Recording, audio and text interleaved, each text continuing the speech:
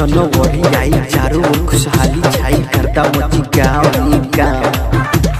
खूबे नाचल गावल जाई कमर हिलावल जाई मोलियन के लेके अपने नाम। फर्स्ट जनवरी आई खूबे खुशहाली आई करता मची गाँव खूबे नाचे गावल जाई कमर हिलावल जाई मोलियन के लेके अपने नाम।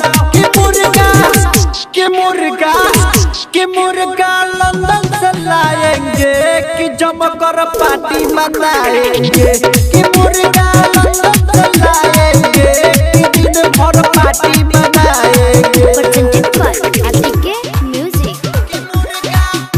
आप सुन रहे हैं जिला रिकॉर्डिंग स्टूडियो का धमाकेदार प्रस्तुति।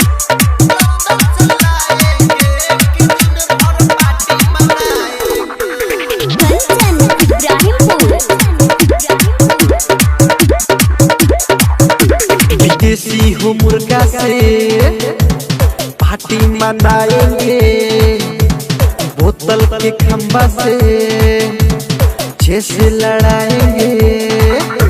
विदेशी हो मुर्गा से पार्टी मनाएंगे बोतल के खंबा से जैसे लड़ाएंगे। कि मुर्गा लंदन से लाएंगे कि जमकर पार्टी मनाएंगे कि मुर्गा लंदन से लाएंगे कि दिन भर पार्टी मनाएंगे।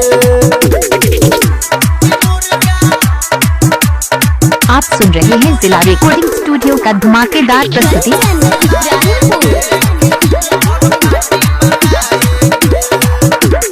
राइटर सोनी सरगम को साथ में बुलाएंगे आशिक कसवा का गाना बजाएंगे। राइटर सोनी सरगम को साथ में बुलाएंगे आशिक कसवा का गाना बजाएंगे।